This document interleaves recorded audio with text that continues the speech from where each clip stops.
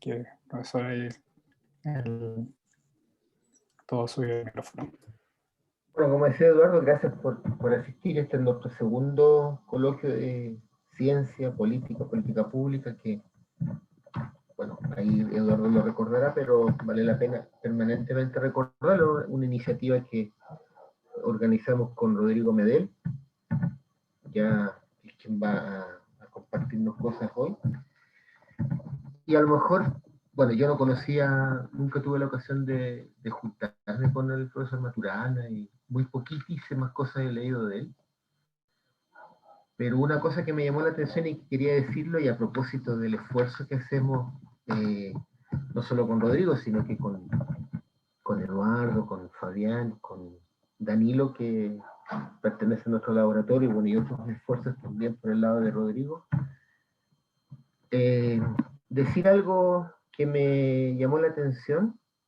Probablemente cuando hablan de alguien es más fácil que cuando uno habla de sí mismo, y me acuerdo una vez leyendo un texto de Varela cuando ellos comentan el libro que publicaron en español, y yo creo que hay que subrayar eso, publicaron algo en español, cosa que no es muy dada en la academia chilena, no publicar cosas en español, menos libros, su famoso libro de la autopoiesis.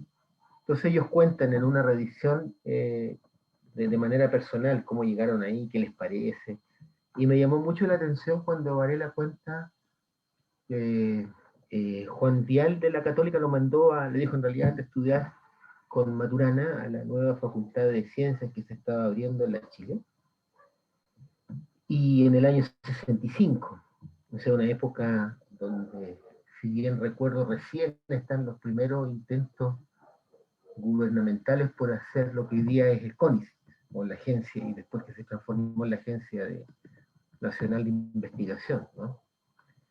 Y y Varela cuenta que se va a la escuela de ingeniería porque ahí tenía el laboratorio Maturana, en un subterráneo, en Buchef, y que él cuenta que Maturana le preguntó qué venía a hacer acá, qué le interesaba. Y Varela cuenta, dice, el psiquismo en el universo. Y él recuerda que Maturana le sonrió y le dijo, muchacho, has llegado al lugar adecuado. Lo que más me llama la atención, sin haberlo conocido mucho, he escuchado algunas cosas en el último parte de su vida académica, es eso de no dejarse limitar por intereses. Hoy día, incluso en muchas de nuestras carreras, formamos a los estudiantes y casi les prohibimos ser curiosos y ir a buscar otras cosas. Siempre creemos que es una suerte de distracción, y me llama mucho la atención que un profesor ya a la época consagrado le dice a un chiquillo que en realidad, si le preocupa una cosa extraña, este es el lugar donde puede empezar a trabajar. Entonces, bueno, murió el profesor Maturana, nosotros estamos acá, y lo que estamos tratando de hacer es que uno se abra su mente y se preocupe de otras cosas, y no solo de un pequeño, hoy día le llamamos especialización, como discutir después de eso si es una buena designación, y no tener miedo a abrirse, y especialmente la academia chilena que tanto necesita abrirse, y ese es el esfuerzo que nosotros estamos intentando hacer con este coloquio. Así que vale, creo, el puente y la pequeña, como el pequeño ejemplo que él dejó, de no encasillar a sus alumnos. Eso.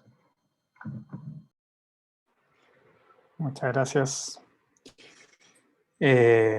Bueno, ahora le doy la bienvenida oficial, ¿verdad? Segundo coloquio de un ciclo que estamos organizando. Un ciclo llamado Ciencia, Política, Políticas Públicas, ¿qué relaciones? Que en el fondo tratamos de buscar todas las relaciones posibles, o algunas posibles relaciones que puedan entre estas cosas. Y hoy tenemos la oportunidad, ¿verdad?, de estar con el profesor Rodrigo Medel, ¿ya?, quien nos va a presentar el tema de construyendo el ideal de ciencia neutra y libre de valores. Este es un coloquio donde el profesor Medel va a tener aproximadamente 35 minutos para exponer su posición o su tema. Luego tenemos tenemos un panel de discusión con dos personas que son candidatas a constituyentes, están dedicadas a la ciencia. Y cada una de las personas va a tener aproximadamente 12 minutos, ¿ya? Cada uno de los constituyentes 12 minutos para poner su posición al respecto. Luego de eso va a tener Rodrigo 10 minutos más para poder hacer su contrarrespuesta, ¿ya? Y luego vamos a abrir los micrófonos para tener una discusión con todo el público de aproximadamente 20 minutos. Entonces, quiero comentarles que Rodrigo Medel es profesor titular del Departamento de Ecología en la Facultad de Ciencias de la Universidad de Chile. Obtuvo la licenciatura en Biología y un doctorado en Ecología de la Universidad Católica. Realizó su postdoctorado en la Universidad de California, San Diego, en Estados Unidos. Ha sido profesor visitante en distintas universidades del extranjero. Sus intereses de investigación se centran en las interacciones entre plantas, animales mutualistas y antagónicas en el ecosistema mediterráneo chileno desde un marco evolutivo. Asimismo, y desde una perspectiva complementaria a su actividad científica, investiga y hace docencia en historia y filosofía de la ciencia. Es autor de más de 100 artículos científicos y de 2 libros, titulados Ecología y Evolución de Interacciones Animal y Planta, del año 2009, y el segundo libro se llama Andrés Bello Científico, escritos desde 1823 a 1836, publicado en 2018.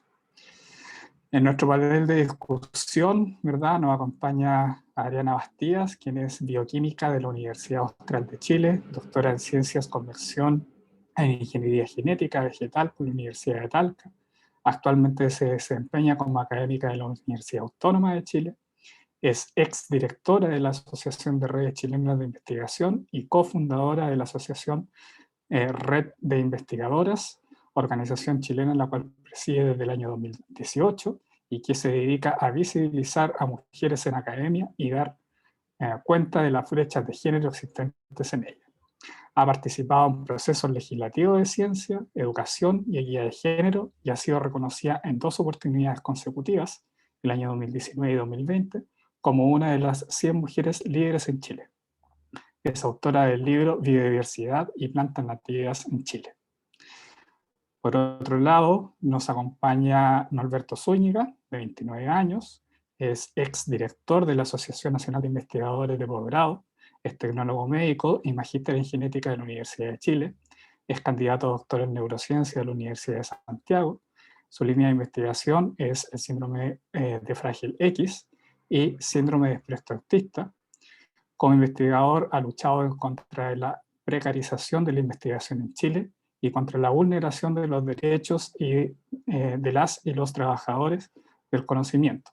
Fue dirigente estudiantil y hoy en día está trabajando en las asambleas territoriales de Rancagua junto a organizaciones sociales y el mundo universitario, ya que trabaja como tutor académico del programa PASE en la Universidad de O'Higgins.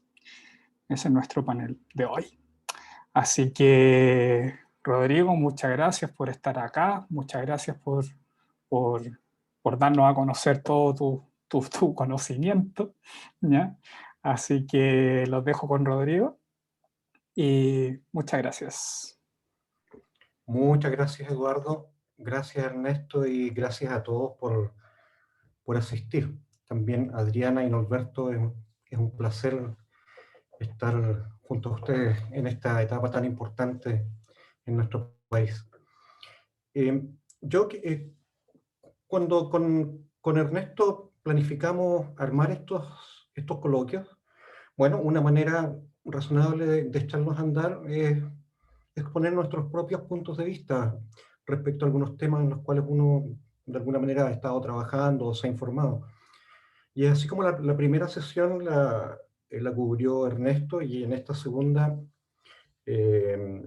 me toca a mí presentar, digamos, al menos una perspectiva o una especie de revisión de un tema que a mí me parece que es fundamental, y es el de los conceptos que están arraigados dentro de la política científica, y no solamente dentro de la administración, sino que dentro de lo que es la comunidad de la ciencia en Chile, como son la idea de, bueno, de una ciencia neutra, sin valores, excepto los valores científicos.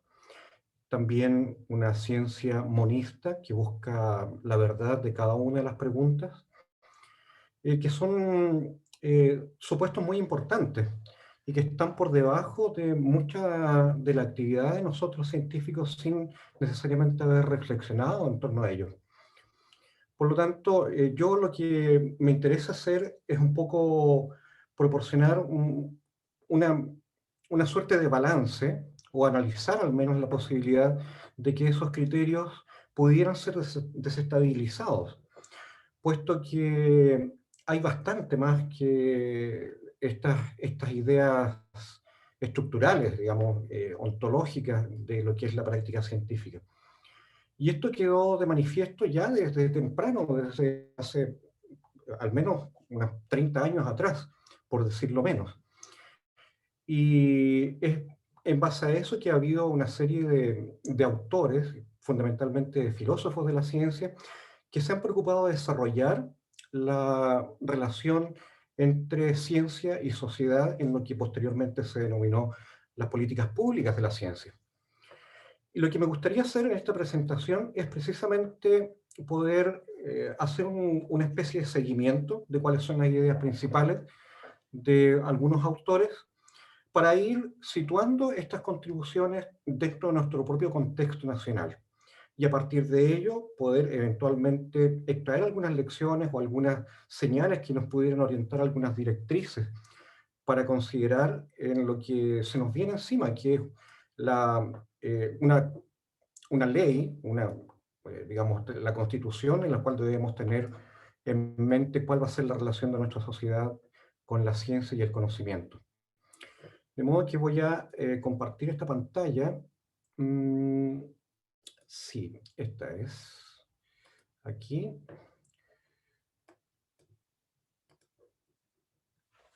Esta charla entonces deconstruyendo un poco el ideal de la ciencia neutra y libre de valores. Como les dije, los valores, vamos a ver de qué tipo de valores estamos hablando, son valores científicos o valores extracientíficos. Y el objetivo es, de alguna manera, desestabilizar esta idea de ciencia neutral que uno pudiera señalarla como que es la búsqueda irrestricta de la verdad, independiente de valores individuales relacionados con aspectos sociales, políticos, personales, culturales, psicológicos, etc. Esta idea tiene una larga data, en realidad no es solamente desde los últimos años, desde las últimas décadas, sino que proviene, depende del autor, en realidad algunos señalan que viene ya desde el siglo XVII con Francis Bacon, otros señalan que es una idea que emergió bastante fuerte en en el contexto de la Guerra Fría, en los años 60. También, por supuesto, se recibió el influjo de las ideas de los sociólogos de la ciencia, como Max Weber y Robert Merton, fundamentalmente, que defendieron esta idea de la neutralidad científica. Pero, sin embargo, ha sido evidente también que ha habido un avance en estas consideraciones, y lo que podemos ver en el presente, en nuestro propio país, es esta definición de nuestro ministro, que dice que la esencia de la ciencia, la tecnología y la innovación va más allá de las visiones convencionales de izquierda y derecha. La mirada binaria estricta es mezquina y no pone el desarrollo de Chile al centro de la discusión. No me resulta interesante ni relevante mirar al país o a la política bajo esa óptica. Me queda estrecha esa visión, no me alcanza. Eso yo creo que es una visión, la visión estándar. Y creo que Andrés Cube la refleja de muy buena manera. Una ciencia de alguna manera aséptica que va más allá de los discursos políticos, de las consideraciones sociales, etc. Todo aquello que podría considerarse como extrínseco a la propia práctica de la ciencia. Entonces, bueno, la idea es, a partir de estas consideraciones, desestabilizar de alguna manera estas intuiciones primarias que están relacionadas con esta idea de la ciencia neutral, y de alguna manera esta ciencia neutral es una visión monolítica, es una visión que es una visión dominante, básicamente, en muchos países, pero ha habido bastante avance, entre ellos fundamentalmente trabajo de filósofos de la ciencia como Helen Longino, Hasso Chang, Philip Kitcher, Heather Douglas, que han hecho contribuciones realmente relevantes en estos planos, y que a mí me gustaría discutir brevemente. Por supuesto, sus contribuciones son mucho más extensas de lo que yo pudiera relatar acá, pero al menos podemos extraer algunas señales de cuáles han sido sus posturas al respecto.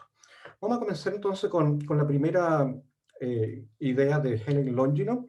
El inicio de Helen Longino, ella es una filósofa muy importante de la ciencia.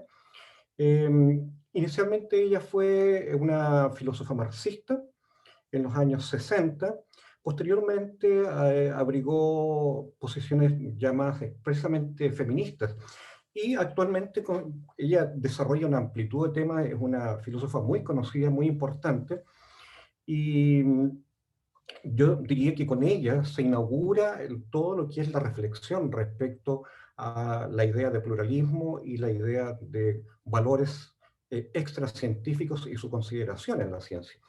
Ella desarrolla lo que es la perspectiva contextual. Es un contextualismo que emerge de dos posiciones, que una es el historicismo de Kuhn y Feyerabend, donde, bueno, ellos consideran, recuerden que esto emerge de los años 60, comienzo de los años el 62, expresamente el trabajo de Kuhn cobra su real dimensión, y el historicismo aparece como, una gran corriente, donde accidentes históricos y el ciclo de Kuhn, ¿verdad? Con ciclos de paradigma, de ciencia normal y ciencia revolucionaria, son elementos constitutivos de las creencias que tienen los científicos y que rigen cualquier desarrollo de la ciencia. Por otra parte, una perspectiva constructivista, donde aparecen autores como Latour, Bloor y Barnes, donde todo lo que se hace, no solo en ciencia, sino que en general, está enraizado en un quehacer construido por el hombre. Por lo tanto, todo lo que tiene que ver con ciencia es el reflejo de las consideraciones sociales.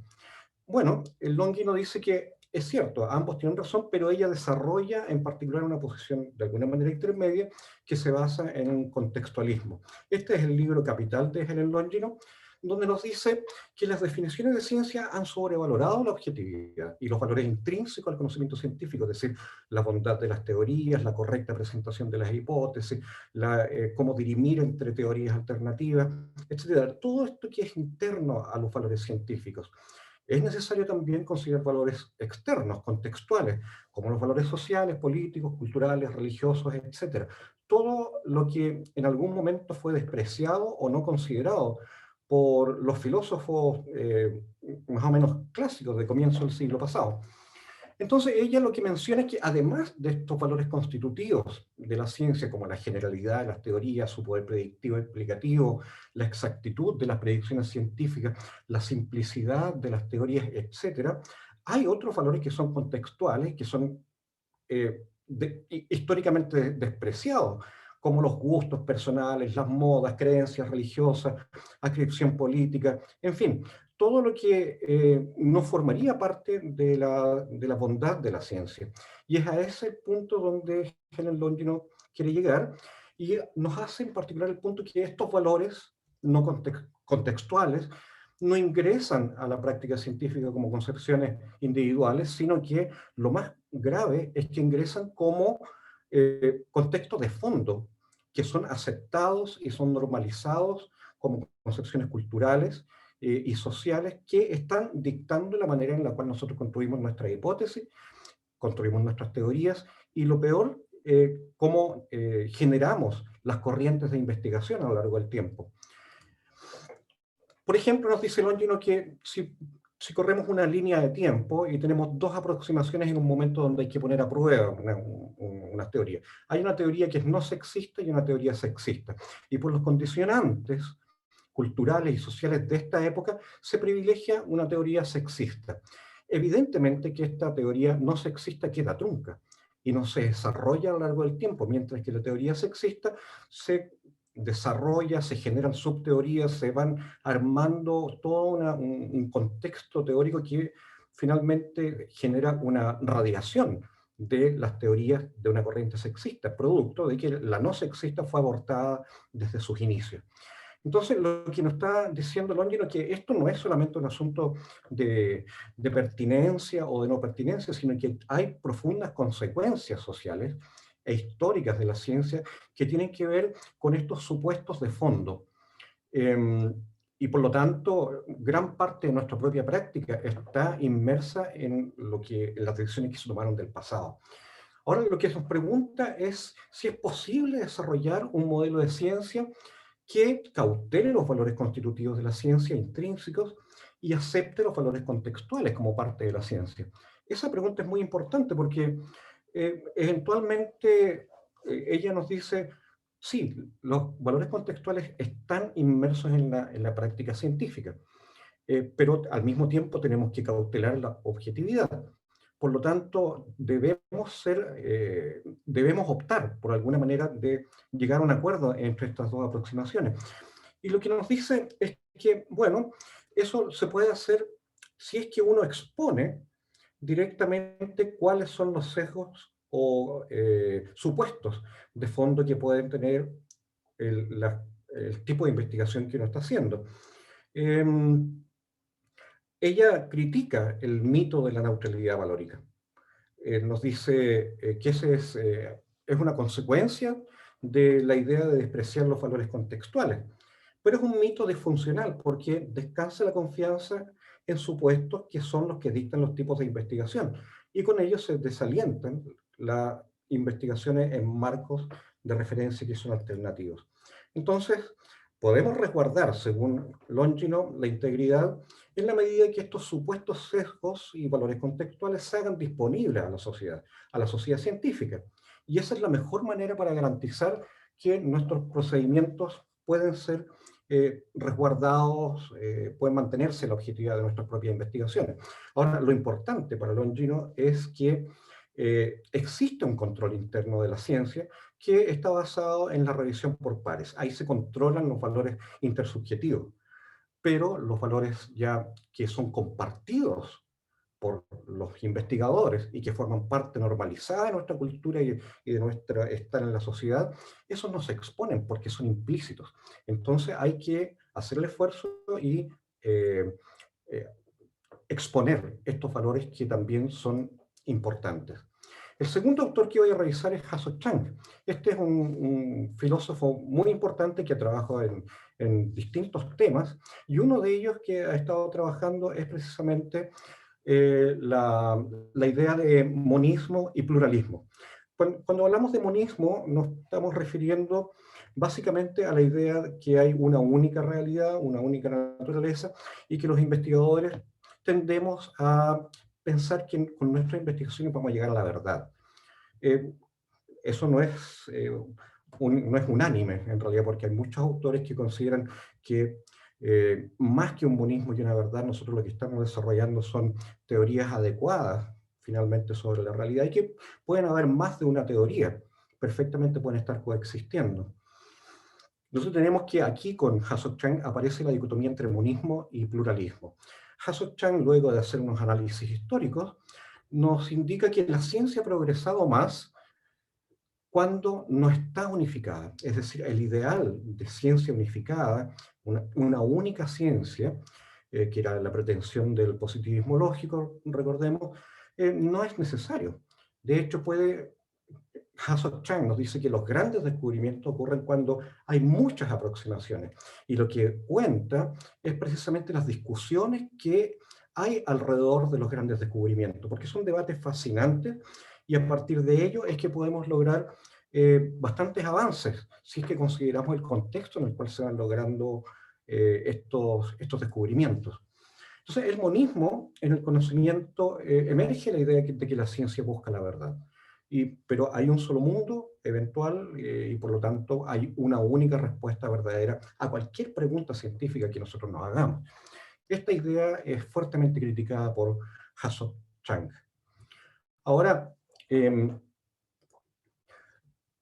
lo que nos dice Hasok Chang es que generalmente como científicos trabajamos bajo un paradigma monista.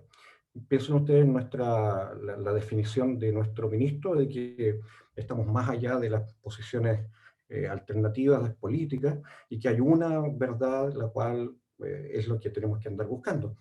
Bueno, esto es interesante, pero representa solo una cara de la medalla, porque Hasok Chan nos dice que lo que hay que activar es precisamente una ciencia pluralista, donde existe una pluralidad de visiones acorde a una sociedad democrática.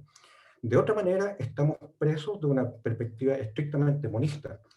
Y no solo eso, sino que, dado que hay una pluralidad de visiones, la ciencia no tiene que estar limitada ni reducida a aquella práctica de matematizada, sino que debe incorporar otras visiones, como por ejemplo las humanidades, el arte incluso, y eso es un testimonio de humildad epistémica, en realidad, donde esto se opondría a la visión triunfalista de la ciencia que encontramos de parte de algunos cientificistas. Por lo tanto, hay que ser activo en la exigencia del pluralismo, nos dice Hasek Chang. ¿Y qué hacer con los monistas que quedan? Bueno, tolerarlos. Eso es una moraleja que él nos extrae de sus trabajos. En tercer lugar, la idea de Philip Kitcher, creo que puede dar de apurar un poco. Philip Kitcher también es un filósofo de la ciencia que ha trabajado en una tremenda diversidad de temas, es uno de los filósofos más relevantes de la actualidad, y él ha estado, digamos, definitivamente participando en lo que es la política científica en Estados Unidos. Tiene un par de libros que son muy importantes. Bueno, no solo un par de libros, sino que muchos más libros, el 2011 y el 2001, publicados estos, La ciencia en una sociedad democrática y Ciencia, verdad y democracia, ¿verdad? Son libros muy recomendables y constituyen uno de los elementos más contemporáneos respecto a estas ideas que estamos discutiendo. Y él ya se presenta abiertamente en lo que es la discusión de la ciencia en una sociedad democrática. ¿Deben los expertos representar los ideales de la democracia? ¿Debe la ciencia ser democrática? Y si es que es el caso, ¿cómo hacerla democrática? Son preguntas súper interesantes que vale la pena indagar y que evidentemente no tienen una única respuesta. Nuevamente tenemos acá el mito de la ciencia pura. Desde siempre hemos trabajado en el marco de una gran ilusión óptica relacionada con la pureza de la ciencia. Sin embargo, gran parte de nuestras categorías de análisis nos dice nuestros objetos de estudio son el resultado de valores morales, sociales y políticos, que alguna vez fueron importantes o que incluso aún continúan siendo en la realidad. La distinción entre ciencia básica y aplicada, por ejemplo, este es un mito que está muy presente. Hasta en esta serie de Big Bang Theory, ¿verdad? Sheldon le dice a Howard, ¿no has pensado en dedicarte a hacer trucos de magia? Después de todo, eres solo un ingeniero.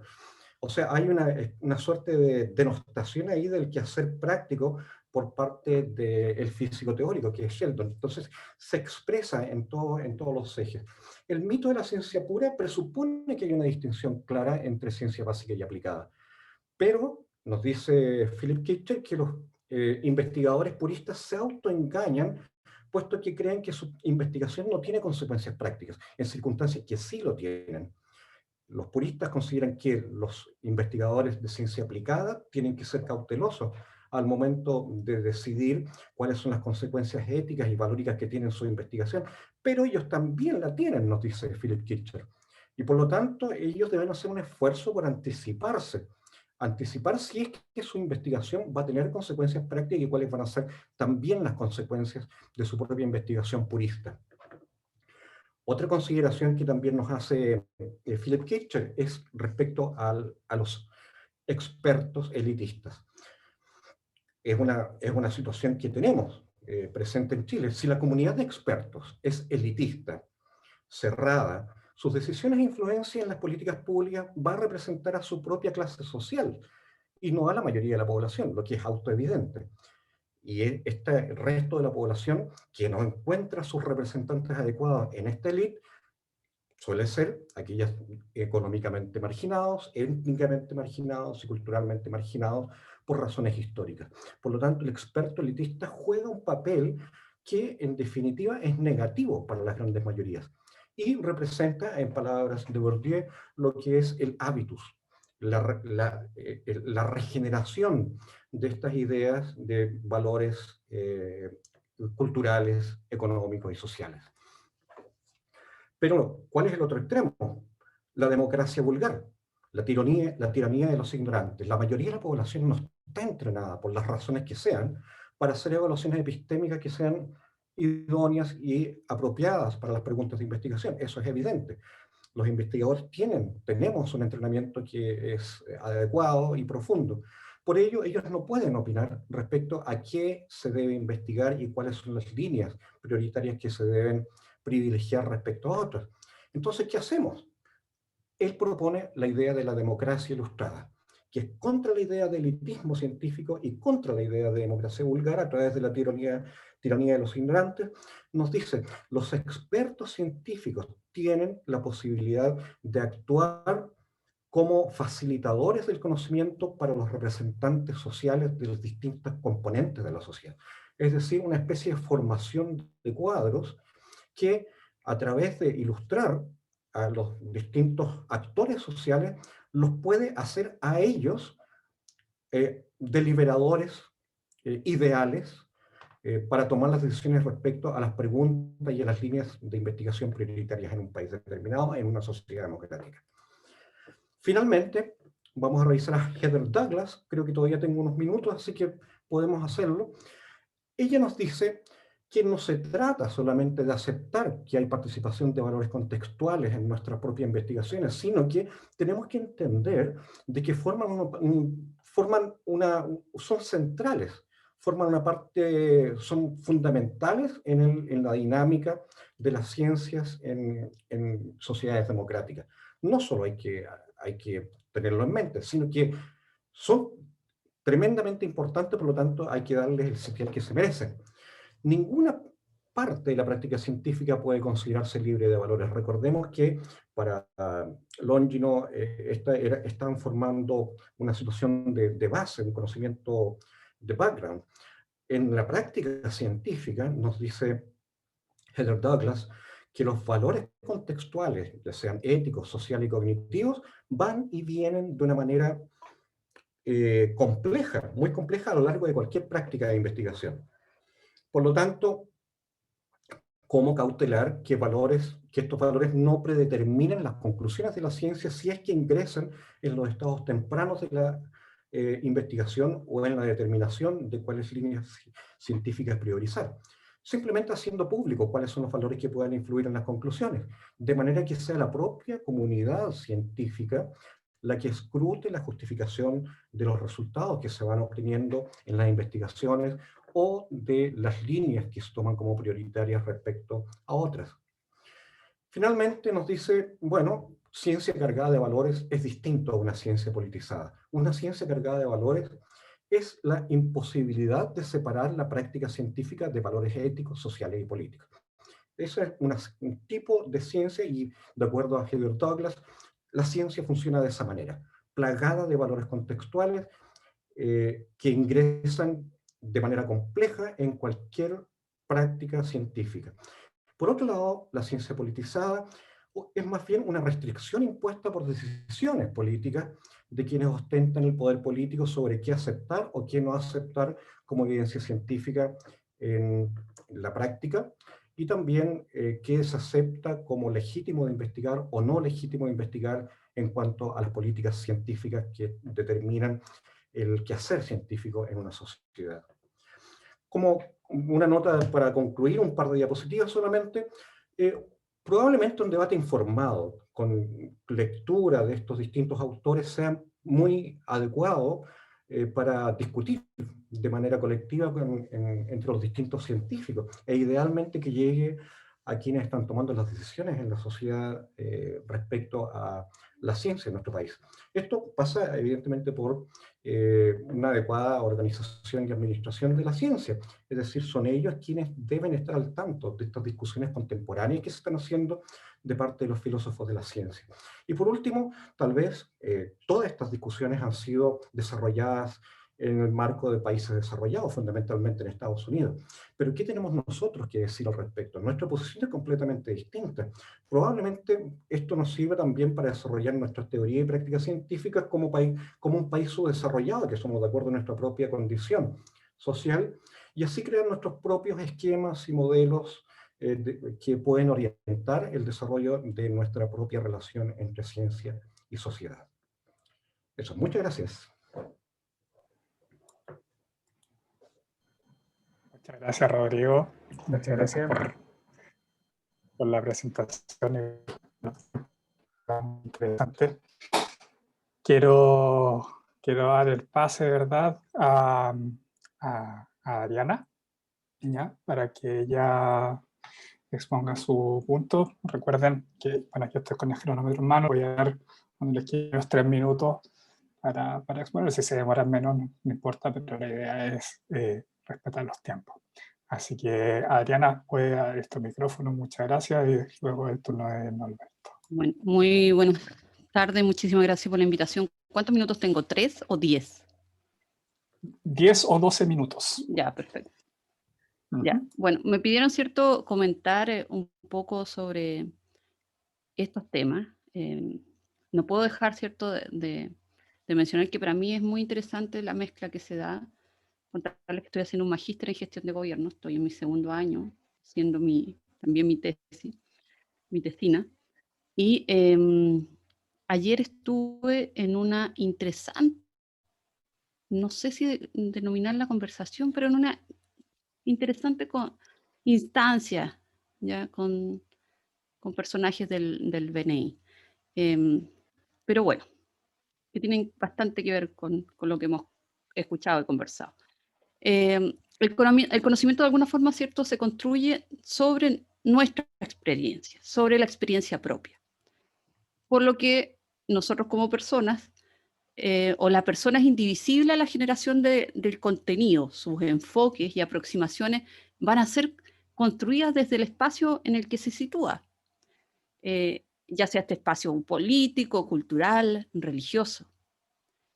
Y aunque la ciencia, ¿cierto?, o las ciencias tienen sus métodos para descartar lo falso mediante el consenso de una comunidad que es deliberativa y crítica, ¿cierto?, a través de la revisión por pares, que ya lo habíamos escuchado, los cambios de paradigma son lentos y cuesta derribar uno para construir otro, ¿ya? Y esto también, ¿cierto?, lo dice Kuhn en su libro Las revoluciones científicas.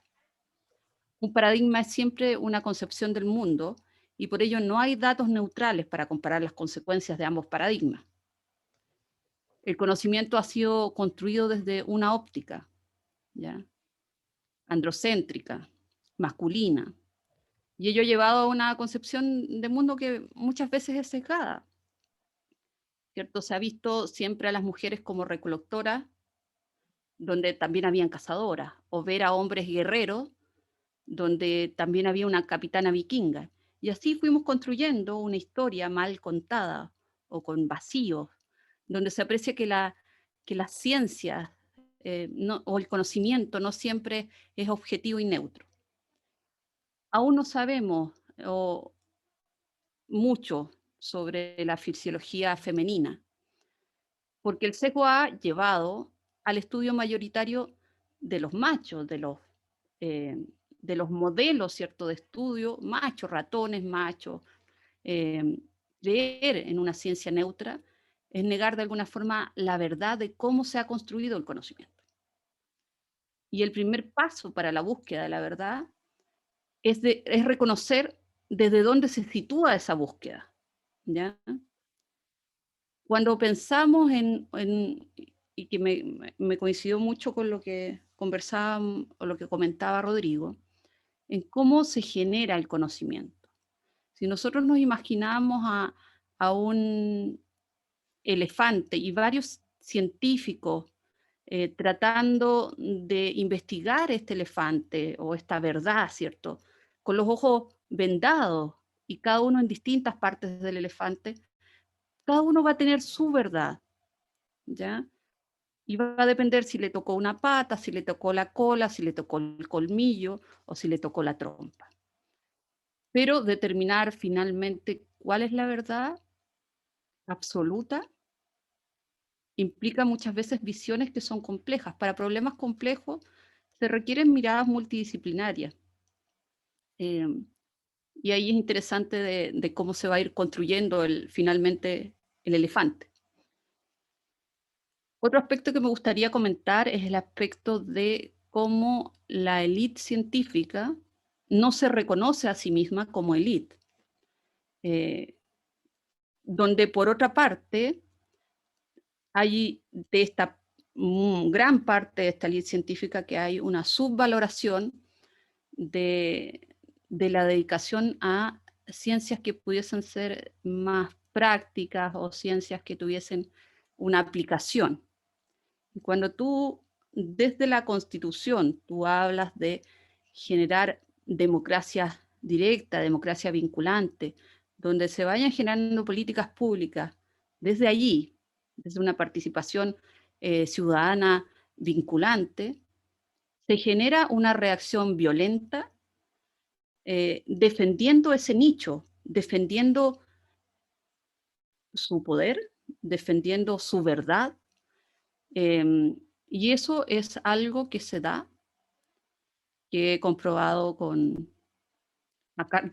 que he comprobado recientemente. Y es una visión que existe, es una visión que es centralista, donde nosotros podemos observar, ¿cierto?, cómo la distribución de quienes hacemos o nos dedicamos al conocimiento en Chile está también centralizada. Quienes estamos en regiones, por esto generamos o hacemos ciencia también. Sin embargo, de alguna forma, la ciencia en Chile no escapa al modelo neoliberal en la cual está inserta la sociedad chilena. Por lo tanto, vamos a encontrar las mismas críticas que le hacemos al sistema. Vamos a encontrar un sistema donde nos hemos dedicado por mucho tiempo a generar una gran cantidad de papers, ¿cierto? Y esto les molestó ayer cuando se los dije. Muchas veces mirar el ombligo y no mirar las necesidades de las personas. Una ciencia donde publicamos en inglés, ¿cierto? La mayoría de las veces. Y nosotros sabemos que la población chilena no lee en inglés. De hecho, cuando lee ya tiene problemas para entender. ¿Sí? Eso es como la gran mayoría de lo que se sabe de los estudios. Entonces, generamos un paper en inglés que con suerte leen 5 o 10 personas que trabajan en lo mismo, pero no llegamos a la sociedad. Yo sé que esto ayer molestó muchísimo cuando lo dije, pero lo vuelvo a reiterar porque lo creo, ¿ya? Lo creo y lo considero de verdad que cuando hablamos de cambio de constitución, también es una oportunidad de hacer un cambio en cómo visualizamos nosotros que nos dedicamos a la ciencia, efectivamente ella, pero también cómo las personas que no se dedican a ciencia nos visualizan a nosotros. Creo que es una oportunidad de hacer ese cambio, de generar esos cambios. Por ahí iría mi reflexión hasta ahora. Muchas gracias, Adriana. Muy interesante tu postura, de verdad. Muchas gracias. Norberto, es tu turno. También tienes 10, 12 minutos. Si te demoras menos, no hay ningún problema. Para que luego Rodrigo haga su contrarrespuesta, por darle algún nombre. Ya, muchas gracias, Eduardo. Muchas gracias a todas y todos por estar en esta oportunidad acá. Gracias por la invitación y muy encantado de que podamos discutir estas temáticas que son súper interesantes para investigadores, investigadoras, trabajadores y trabajadoras del conocimiento. En general, me hacía ruido el tema de lo que había dicho el ministro Kup, ¿cierto? De que esta ciencia neutra no era ni de izquierda ni de derecha. Y ahí con lo que decía Diana, es como muy eso es como muy opinión del BNI, como yo también estuve allá cuando hice mi tesis del magíster, el laboratorio pertenecía al BNI y en general esa sensación como de no mover mucho las cosas ahí está bien latente. El Estado, ¿cierto? Es una construcción en donde hay una clase dominante que administra los bienes, que administra la propiedad privada y que tiene el monopolio no solo de la fuerza, sino que muchas veces el monopolio de muchas cosas. Entre ellas, al parecer, en los últimos años, en las últimas décadas, en los últimos siglos, al parecer ese monopolio también ha sido un monopolio de la ciencia, en donde la ciencia ha ido al servicio de esta monopolización de este Estado, de esta construcción que lo único que hace, ¿cierto?, es mantener la opresión de una clase sobre otra. Y históricamente las investigaciones o las líneas de investigaciones que han llevado a los países han sido muy sérviles muchas veces a el sistema económico o al sistema político imperante. Y lo que se viene a investigar o lo que se viene a trabajar, y lo que sobre todo que se ve hoy día en Chile en este ámbito neoliberal, y que muchas veces nosotros como investigadoras lo sufrimos cuando presentamos un proyecto, vemos que al parecer son interesantes solo las investigaciones que tengan alguna contribución, ya sea al crecimiento económico o ya sea a un área en específica que le interesa de sobremanera al Estado en ese momento, y al parecer hay otros tipos de investigaciones que no son muy interesantes. Pero ¿quién define qué es interesante o no? Y ahí es donde tenemos otro punto en donde decir que la ciencia no es neutral. Porque ¿qué es interesante o no para un Estado? En general, por conocer, todo es interesante. Si uno tiene esa necesidad de generar conocimientos, todo debería ser interesante, o a la vez nada debería ser interesante.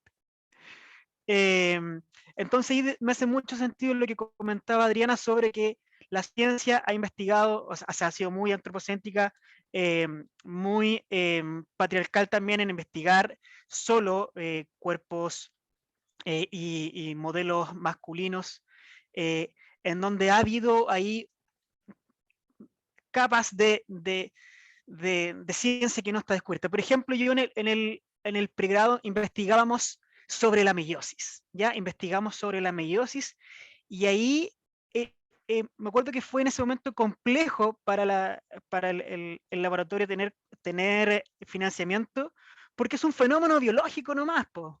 No es algo que va a terminar o con una patente, que es lo que le interesa al Estado, ¿cierto? No va a terminar con un paper en Science, sino que va a terminar con ampliar un acervo cultural de un país, o ampliar el conocimiento de la meiosis, que uno la ve como no, tenemos una célula, aparecen gametos haploides.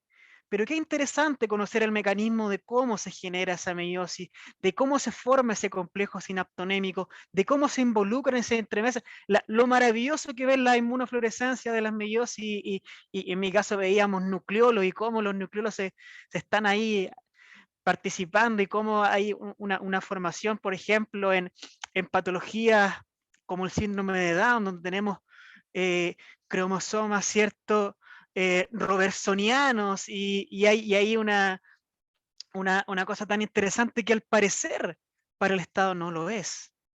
Hay otro punto, y también hay otra visión de otros que dicen que la ciencia debe estar a cargo de satisfacer las necesidades del pueblo, y vaya que es interesante y vaya que es verdad, pero ahí también hay que tener un punto, es decir, hasta qué punto el Estado va a estar al servicio de satisfacer las necesidades del pueblo.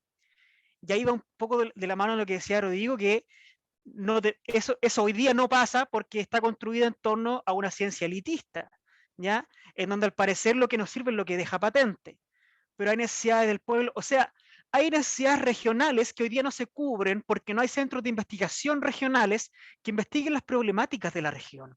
Y eso lleva a que, al tener una construcción centralizada, sesgada y para nada neutral de la ciencia, de repente hay políticas públicas que son de carácter transversal, que pueden servir en Arica, pero no sirven para nada en Magallanes. Y ese proceso después nos lleva a generar otra política de parche, que al final lo que nos lleva es a tener básicamente una fuga de dinero, ¿cierto? Porque tenemos que hacer una política pública 2 veces, ¿ya? Y otra es que hay un bajo desarrollo regional en torno a la ciencia, conocimiento e investigación. Otro punto súper importante y que tiene que ver también con esto es cuando se habla de la política basada en evidencia. ¿ya? Se habla mucho de que la política y las tomas de políticas públicas deben ser basadas en evidencia, y obvio que debe haber al menos alguna evidencia de varios tipos que puedan aportar a tomar una determinación que a lo mejor va a involucrar gasto fiscal, ¿ya? Es decir, no podemos llegar a derrochar dinero fiscal porque se nos ocurrió, o puede ser que sí, pero ojo con la evidencia. Cuando, por ejemplo, se toman determinaciones en este proceso pandémico, ¿ya? De cuándo entrar a cuarentena, de cuándo salir de cuarentena, de cómo va a ser el plan paso a paso, de cómo va a ser la vacunación, de cómo va a ser todo eso, esas son políticas públicas que, según el gobierno, que tiene un consejo asesor, tuvo la evidencia para decir que no teníamos que entrar a cuarentena por tal motivo, ¿ya? Cuando el colegio médico y otras instituciones en su momento decían, oye, tenemos que hacer un lockdown ahora, pero ese lockdown debe ser con condiciones económicas que permitan que las familias se queden efectivamente en los hogares. Pero ahí hubo evidencia detrás, y esa evidencia no era neutral. Esa evidencia no era para nada neutral, porque esa evidencia decían que los países o privilegiaban como las vidas, o privilegiaban el modelo económico, o buscaban un equilibrio en ambas cosas.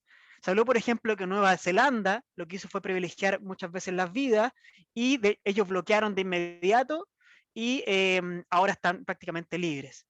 Nosotros dijimos que el gobierno lo que intentó fue establecer estas cuarentenas dinámicas que en realidad eran al principio bien mal ejecutadas, que solo nos llevaron a ese colapso que hubo en junio, y bueno, y ahora el colapso que hubo nuevamente. Entonces ahí es súper importante entender que la ciencia no es neutral en tanto la persona o la comunidad tampoco lo es, ¿ya? Y muchas veces la estadística es quien dice y ajusta la verdad en la ciencia, y eso tenemos que saberlo. Hay muchas situaciones que si este test no me sirve, se buscan otros, y eso suele pasar, y yo lo he visto. Entonces muchas veces la estadística nos dice la verdad, ¿ya? Y nosotros ajustamos esa estadística. Así que ahí el llamado hay algo que también se me había faltado decir, es que también cuando se habla de esta sociedad democrática ilustrada, y hay que entender también la diversidad de conocimientos que posee los pueblos, ¿ya? Es decir, el conocimiento académico es uno de los conocimientos. Debemos también ser capaces de abrirnos a la masificación, al fomento de otros conocimientos o saberes ancestrales que están ahí de generación en generación. Cuando nosotros, por ejemplo, estudiamos, cuando se estudia desde el punto de vista de la genética, la evolución, por ejemplo, se dice que el hilo rojo, ¿cierto?, que le ponen a las guaguitas, a los bebés en el brazo, es en contra del mal de ojo, ¿ya? Y uno dice, ¿pero de dónde viene eso? Y ahí uno se da cuenta que es una construcción social y cultural que viene de generación en generación. Y ese es un conocimiento ancestral que puede no tener evidencia científica de que ese hilo rojo, pero hay ahí una construcción social que se traspasa de generación en generación, y eso también es evolución, ¿ya? La evolución también agrupa a los temas sociales y culturales que se van traspasando. Recordemos que Latinoamérica es el continente del realismo mágico, ¿ya? Y dentro de ese realismo mágico hay conocimientos ancestrales que deben ser también cuidados y predispuestos. Por ejemplo, yo siempre cuento que cuando yo comencé a trabajar a los 15 años de temporero, habían ahí personas que llevaban años trabajando, que llevaban años sacando fruta y no tenían ningún conocimiento académico, pero conocían la fruta al revés y al derecho, ¿ya? Conocían la fruta, conocían cómo había que sacarla, en qué tiempo, conocían aspectos que se lo había dado la experiencia, ya el enfrentarse a eso el día a día, ¿ya? Y ahí iban construyendo conocimiento. Por tanto, como para cerrar las ideas, veo que ya estoy más o menos en el tiempo, debemos entender que esta ciencia nueva para este nuevo Chile debe ser una ciencia que, desde mi punto de vista, debemos asumir que la ciencia no es neutral, y está bien que no sea neutral, ¿ya? En el sentido que, por una parte, debemos tener una ciencia que sea un derecho a la generación y la creación de conocimiento, y que en ese conocimiento participen las mayorías y que no haya una ciencia elitista, y que también por otra parte se fomente y se trabaje en la educación de esas mayorías para que también puedan acceder a la ciencia. Y otro punto que es súper importante también ahí es resguardar a los pueblos y que ellos tengan acceso a un goce seguro de los beneficios de los conocimientos, ¿ya? Porque también es importante en cómo se va avanzando la tecnología, la ciencia y la innovación, y cómo también vamos resguardando a los pueblos de esos mismos avances para no vulnerar otros derechos fundamentales. Eso. Muchas gracias. Muchas gracias, Norberto. Muchas gracias. Justo en el tiempo no tuve la necesidad de decirte que faltaba poco, así que muchas gracias. Rodrigo, te dejo el micrófono, como siempre. Muchas gracias, Adriana y Norberto. Yo comparto muchas de las apreciaciones que ustedes hicieron. De hecho, creo que tenemos una altísima similitud en nuestras perspectivas. Creo que es imperativo realmente conversar estos temas, no solamente en grupos y en encuentros marginales, como este que estamos haciendo ahora, donde no tenemos, qué sé yo, 25 personas asistiendo a estos foros, sino que también llevarlos a la primera línea, realmente donde están, donde cobran real importancia en términos de toma de decisiones. Lo que es preocupante en el sentido lo que mencionaba Adriana de esta ausencia completa de consideración respecto a consideraciones que tomen en cuenta estas perspectivas, o al menos ciertas observaciones o cuestionamientos. Eso ha sido la tónica, en realidad, pero uno esperaría que a puertas de llegar a una constitución nueva hubiera algún grado mayor de flexibilidad en las autoridades, pero sin embargo pareciera ser al contrario.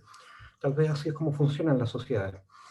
En los momentos más críticos se cierran posiciones y se torna un poco invulnerable a un diálogo constructivo, pluralista. Yo creo que hay que ser activo. Yo en ese sentido comparto la idea de Hasso Chang, de que hay que tomar partido, y tomar partido no solamente desde un punto de vista de aceptar que el pluralismo es un valor en nuestras sociedades democráticas.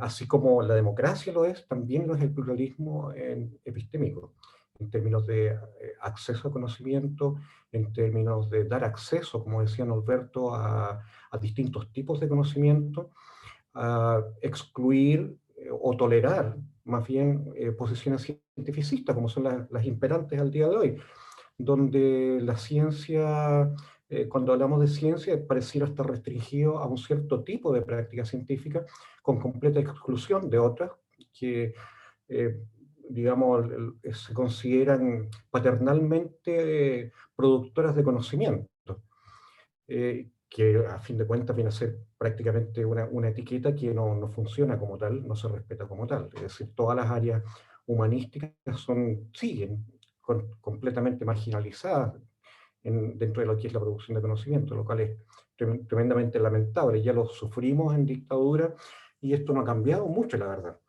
Sigue siendo una fuente de conocimiento secundaria que no resulta funcionar para los propósitos que se han contemplado, que es básicamente un desarrollismo económico bajo el presupuesto que a partir de ello sostendrá una mayor bienestar social. Pero eso es cuestionable. Y ese cuestionamiento yo creo que tiene que hacerse y tiene que exigirse de parte de las autoridades la aceptación de visiones pluralistas. De otra manera, estamos en un monismo que se parece mucho al totalitarismo epistémico. Yo quisiera, más que concordar con la mayor parte de las posiciones que hicieron Norberto y Adriana, dejar hasta aquí mi contribución, de modo de poder dar la palabra, si te parece, Eduardo, tú manejas Sí, al resto sí, de la por audiencia. supuesto. Me parece Gracias, que es lo Rodrigo. más valioso. Sí, muchas gracias. Muchas gracias a todos, a los asistentes, y debo comunicarles que estamos transmitiendo en vivo por nuestro canal de YouTube. Entonces tenemos preguntas desde el canal. Antes de abrir los micrófonos acá, quería comentarte, Rodrigo, que Cristian Rodríguez nos pregunta y dice: profesor Medel, ¿cómo potenciar élites científicas ideológicamente heterogéneas, considerando que se crean dinámicas de corazón grupal, reforzando prejuicios propios y ahuyentando a disidentes? Es decir, las élites científicas tienden a ser ideológicamente homogéneas y resistir la disidencia. Eso es Una un pregunta de hecho. Cristian. Sí, eso es un hecho. Recuerden, al menos en mi punto de vista, la política también se juega en la ciencia.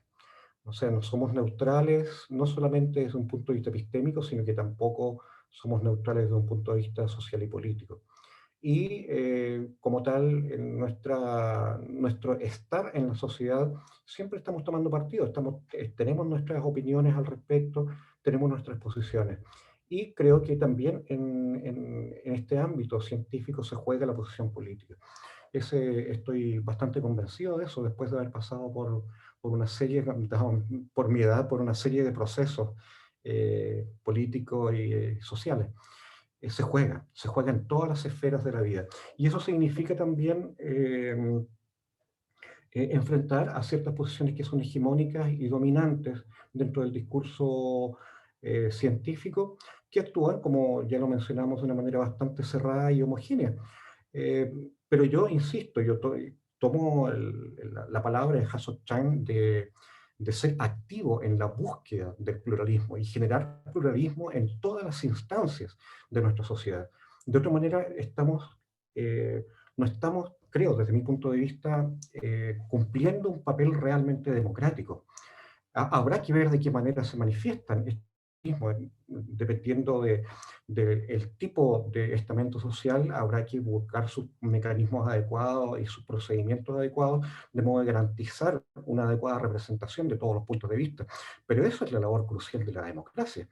Y como les digo, en nuestro quehacer científico es donde está en gran parte manifiesto esto, con las líneas de investigación, con los tipos de ciencia, las concepciones de fondo que tenemos, los contextos de fondo, las concepciones económicas y las concepciones de desarrollo científico. Está en juego la política y es una visión dominante, la cual yo creo que hay que, me parece, combatir en aras de una mayor diversidad de posiciones. Gracias, Rodrigo. Quiero dar la palabra a cualquier persona que quiera. Pueden escribir en el chat o pueden abrir su micrófono, no hay ningún problema. Así que si alguien quiere preguntar algo, intervenir, dar su opinión, está libre de hacerlo. Así que, ahí, Eduardo, una cosa pequeñita que para estas élites intelectuales que son homogéneas en el pensamiento, es muy fácil aguantar a las disidencias porque además tienen el monopolio del financiamiento. O sea, teniendo el monopolio del financiamiento, para ellas siempre van a tener esas posibilidades mucho más abiertas de seguir construyendo esa ciencia hegemónica y ahí por eso al final del día la disputa, tal como se habla, no solo se juega en otros lados, sino que también es cultural y científica. Así que es muy importante también verlo desde ese punto de vista, que este campo también es un campo de disputa político. Eso. gracias, Norberto. ¿Alguna pregunta del público? ¿Alguna intervención que quieran hacer? Andrés Monares. Hola, bueno. Adelante, profesor. Agradecido de quienes han hablado, de la invitación. Yo no vengo del área científica, estoy relacionado a ella, sí, hago clases a gente del área. Y entiendo muy bien lo que ustedes dicen, aquí hay una cosa de costumbre, una cuestión cultural. Claramente está el financiamiento, el que pone la música hace bailar el mono, si me permiten la metáfora absolutamente poco elegante, ¿ya? Pero por algo lo sé. Y bueno, está el paperismo, esa máquina de moler carne que son los proyectos. O sea, los científicos están súper bien agarrados, los científicos y las científicas, muy bien controladas, pero quiero apelar a algo que quizás sí se puede hacer a mediano plazo, porque ustedes, en donde trabajan, lo más probable es que participen en claustros, en sus departamentos y escuelas, y es en la formación. Esta formación monolítica que uno todavía ve con mucha pena, chiquillos y chiquillas y a veces colegas positivistas al más puro estilo del siglo XIX, que es como para llorar a gritos. ¿Qué responsabilidad finalmente tenemos nosotros cuando a la hora de los cubos, digamos, no hay más ramos de historia de la ciencia, de filosofía de la ciencia o la tecnología, o historia social a secas, o artes o humanidades en general? Entonces, ahora, yo no quiero acusar al mundo científico porque el parcelamiento de las disciplinas lo pagamos todo en la universidad. Yo no tengo idea de física o de química, por ejemplo. Pero creo que en la discusión que se ha planteado, la formación es fundamental. O sea, ustedes, aquí muchos de ustedes se pasearon, pero me atrevería a decir que son lecturas personales, no de su formación académica. Me puedo equivocar, ¿ya? Y sáquenme esa duda, por favor. Entonces, eso, ¿qué pasa con la formación donde ustedes como científicos puede que sea mucho más fácil incidir en ella que ir a cambiarle la normativa al Fondesit, por ejemplo? Eso es lo que quiero preguntar, no sé si fui claro. Gracias.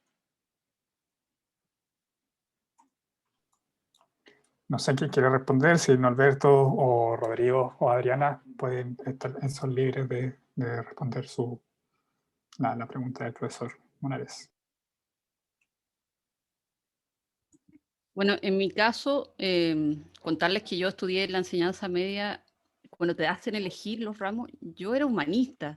Entonces, tercero y cuarto medio pasé leyendo literatura, historia, y cuando terminé, estudié bioquímica, pero a mí me gusta mucho leer, me gusta escribir, ¿ya?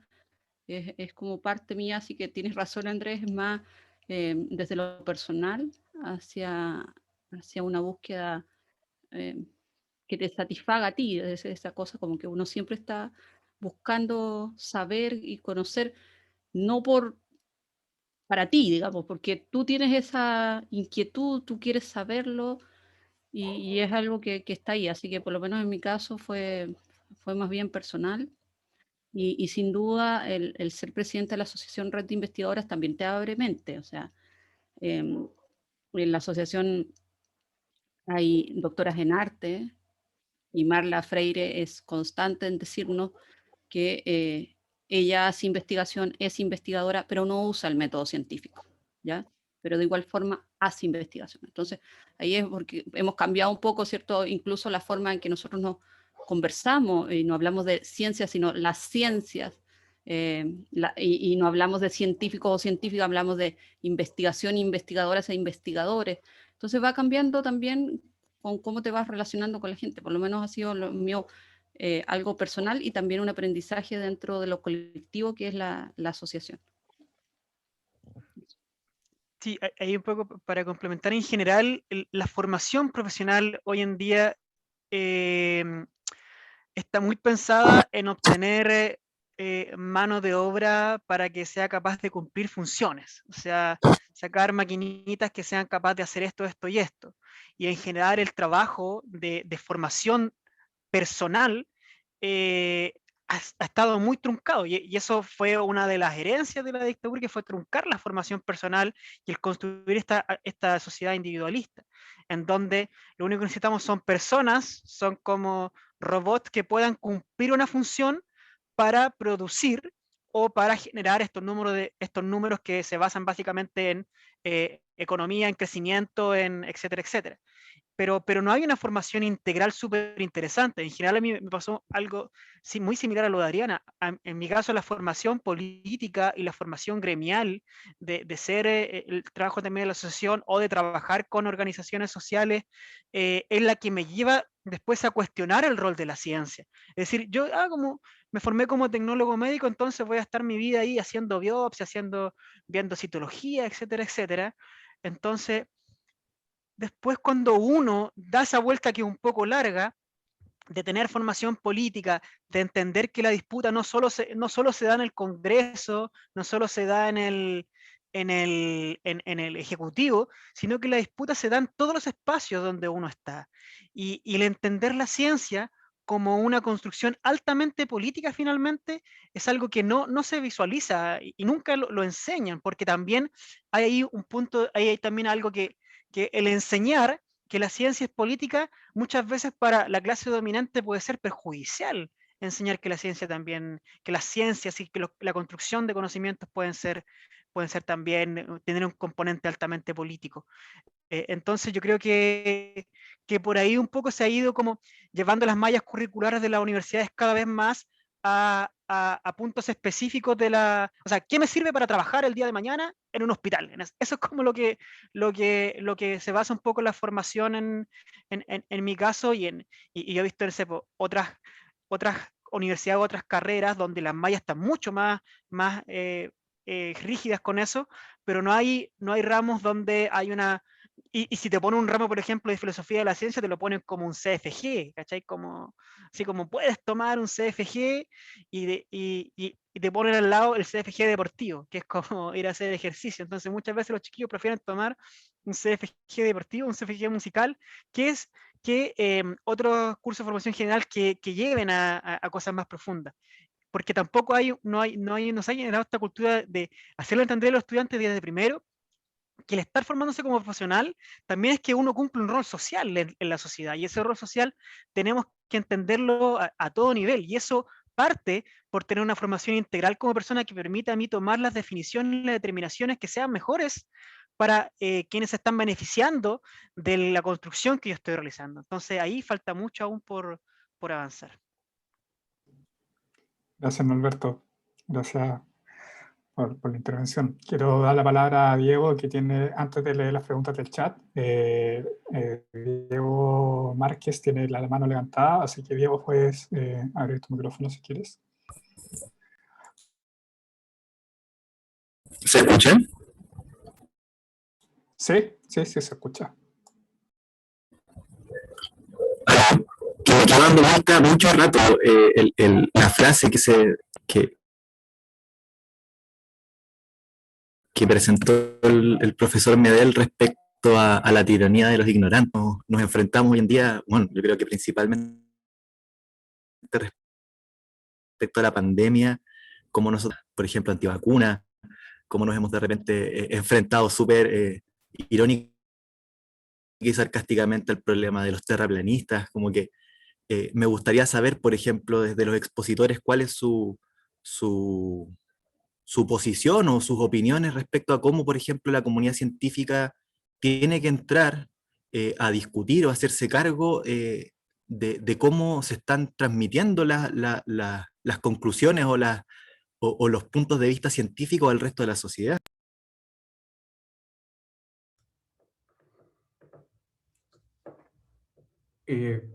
Voy a responderla. Yo creo que tiene que haber una expertise, tiene que haber una experticia, tiene que haber un comité de expertos bajo cualquier régimen que exista. O sea, la gente que ha tenido una mayor formación es la que tiene que dar su opinión respecto a los temas contingentes. Y en ese sentido, yo rescato la idea del experto. Creo que el experto es una persona fundamental en la construcción de una sociedad democrática, y en particular en lo que nos compete en la ciencia. Precisamente porque el experto va a ser quien dé la opinión máximamente informada al resto de la comunidad. Y esa voz debiera ser respetada. El problema es que eso no siempre se ejecuta. Sabemos, por ejemplo, con el tema de las redes sociales, que todos nos transformamos en expertos en pandemia y en virus y en evolución viral, etc. Pero hay expertos. Y lo más increíble es que hay expertos que no son consultados. Eso a mí me parece de lo más grave. Hay algunos expertos que se consideran, y lo cual nuevamente caemos en el vicio de la ausencia de pluralismo.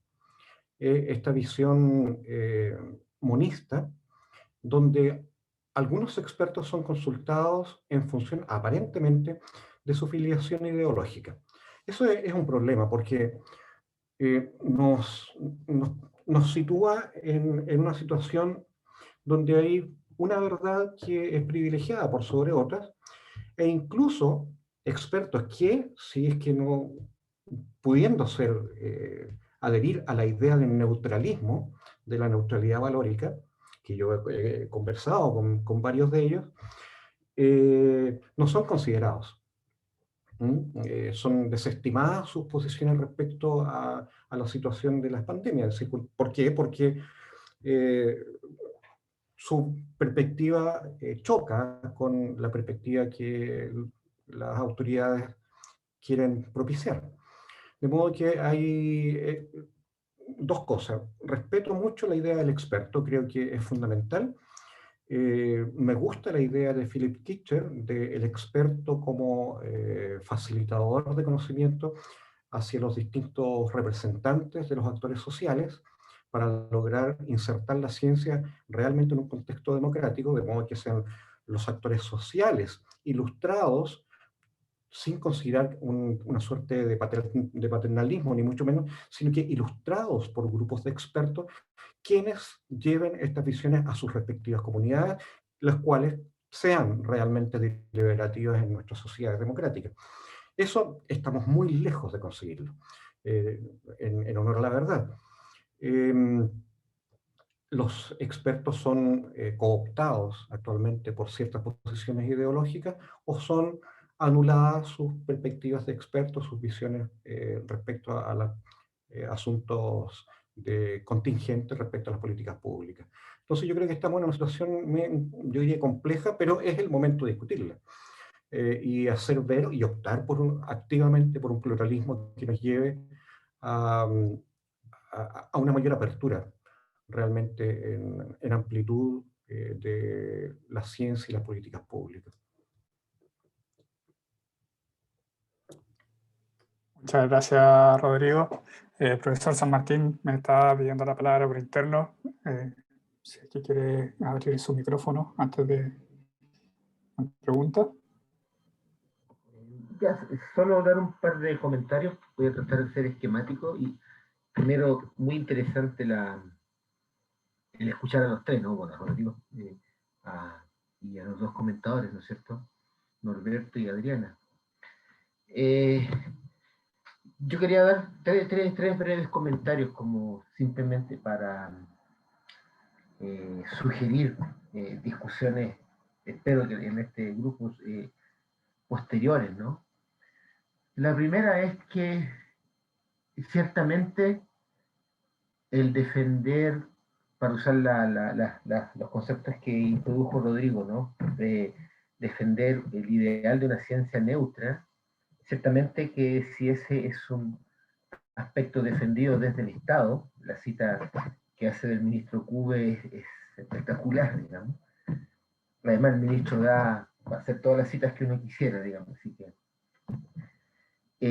tiene una función política, ¿no es cierto? Tiene una función política, es como tratar de desentrañar la función política, y yo creo que si nos ponemos a pensar, vamos a lograr como entender qué es lo que se persigue con eso, y probablemente, yo me puse a pensar mientras escuchaba a Rodrigo, ¿no es cierto? A lo mejor lo que se trata con eso es que es probablemente poder decir que yo soy un gobierno neutral porque estoy usando resultados científicos de algo que tácitamente se asume, que la ciencia es neutra. Entonces, de esa manera, si yo saco una política pública y me basé en resultados científicos, bueno, nadie me puede acusar que estoy haciendo algo que sea contrario a el sentido común o una mirada más razonable de lo que puede ocurrir en una crisis, como por ejemplo la pandemia, ¿no es cierto? Ahí Norberto creo que recordaba lo de las pandemias, perdón, lo de las cuarentenas dinámicas, y claro, sin tener en cuenta un montón de otras consideraciones, pero como se saca como un aspecto científico, son modelos que venían de la Escuela de Ingeniería de Bucher, criticados ampliamente en muchas partes del mundo, bueno, entonces tú dices, en realidad esto fue racional, ¿no es cierto? Entonces probablemente esa es la función, pero deben haber otras cosas más que estén escondida. Entonces yo dejaría esa pregunta, ¿qué implica? ¿Qué es lo que se está? Porque muy bien dicen los dos comentarios, es política y políticamente, ¿qué es lo que hay detrás de esa ilusión que se crea, digamos? Después el segundo punto que quería enfatizar era, lo voy a decir así, ¿no? Hay una autora que ya he mencionado otras veces que me parece muy interesante, que se llama Isabel Stenger, belga, que es una de las personas que lleva adelante un movimiento político, en el fondo, de lo que se llamaría la ciencia, ¿cómo se dice? Slow science, que la ciencia frene un poco, digamos, todo este frenesí que tenemos, del cual Andrés Munare lo recordaba, ¿no es cierto? Y ella, en tono irónico, dice, y en esto me tomo de algo que me pareció interesante lo que decía Adriana, de cómo influye los aspectos cultural y de hecho como hombres o como varones, cómo se han desarrollado muchas cosas, sino todas en ciencias, ¿no? Ella dice, claro, pareciera que la ciencia se puede, como con esta ilusión de que es neutra, que también podría ser neutra en términos de género. Entonces, ¿cuál es el argumento que ella empieza a hilar para llegar a una afirmación que es muy dura y que le quiero repetir? Entonces, o sea, en el fondo el peligro de la ilusión. Entonces dice, claro, ¿qué es lo que vamos a hacer? Por lo menos ocurre en lo que podría ser, y ahí me voy a meter con lo que quiero llegar con las carreras como más científicas, pensando en ingenierías, en ciencias básicas, ese tipo de cosas. No las ciencias biológicas, sino que las ciencias básicas como la matemática, la física, etc. Entonces dice ella, hay un grupo de científicos que se compra esto de la ilusión, es neutra, por lo tanto tiene que ser neutra con respecto al género, por lo tanto tenemos que atraer a las niñas para que ellas puedan estudiar las carreras de ciencia, porque van a estar en un ambiente donde hay neutralidad per se, y ese, pero se nos pone una mano al corazón, sabemos que esto no es así. Y entonces ella hace esta acusación, dice, usemos la palabra, lo que estamos haciendo es pedofilia. Es duro, podemos estar en contra o no, me parece interesante citarla, porque eso me lleva al punto de qué es lo que reclutamos, cómo invitamos. Yo he participado en escuelas de talento, así que sé por lo menos de lo que hablo. Escuelas de talento, invitamos a los jóvenes y les contamos una ilusión. Y el día de mañana, cuando algunos que son muy capaces hacen una carrera científica, después chocan con lo que estamos hablando. Chocan con el hecho de que no era tan abierta la mentalidad en la enseñanza. Y eso es algo que yo quería enfatizar, que también lo había dicho Andrés en la pregunta, ¿no? Nosotros hablamos de ciencia. Yo creo, y ahí voy a ir por mi tercer punto para apurarme, yo creo que, bueno, es como que ciencia se puede seguir haciendo si no existieran universidades en Chile. Carreras profesionales podría seguir habiendo si no existieran universidades en Chile. Eso se puede suplir. El Estado lo supliría, pueden haber institutos que hagan investigación científica en todas las áreas que se quieran, incluso desde la humanidad hasta las cosas más extrañas en física, y igual la profesión. Entonces, ¿cuál es el rol de la universidad en el hecho de intentar rescatar lo que Rodrigo llama de pluralismo científico, de una suerte como de democratización o algo así, que es bien complejo para poder tratar de entenderlo y conceptualizarlo, que ocurra en el ambiente universitario? Y eso no está ocurriendo. O sea, creo yo que la crisis de la cual estamos digamos, mencionándola, traspasó a la universidad. Entonces, por ejemplo, yo lo puedo decir, cuando nosotros enseñamos estadística, nosotros no enseñamos estadística como se construyó culturalmente la estadística. Nosotros enseñamos estadística literalmente como se enseña un dogma. No hay discusión. Lo mismo se pasa en matemáticas. Yo no sé en otras áreas si ocurrirá así. Sé que en psicología, por ejemplo, bueno, por lo menos lo que algunos de mis colegas me dicen, pareciera que no se enseña así. Entonces, nosotros tenemos un modo totalitario de enseñar. Y eso es grave. Pero no se ha pensado en Chile.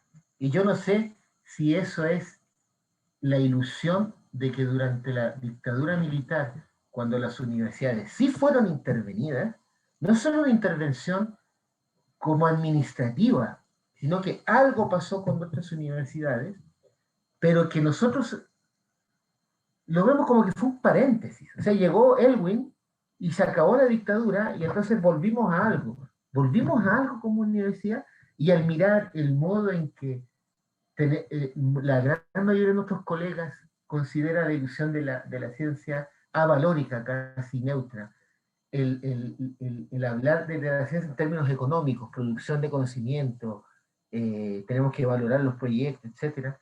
Algo pasó que nosotros no nos hemos dado cuenta. Bueno, eso yo lo dejo como una pregunta que yo me hago y hago, porque creo que la manera de poder hacer un cambio está en la enseñanza, no hay otro lado.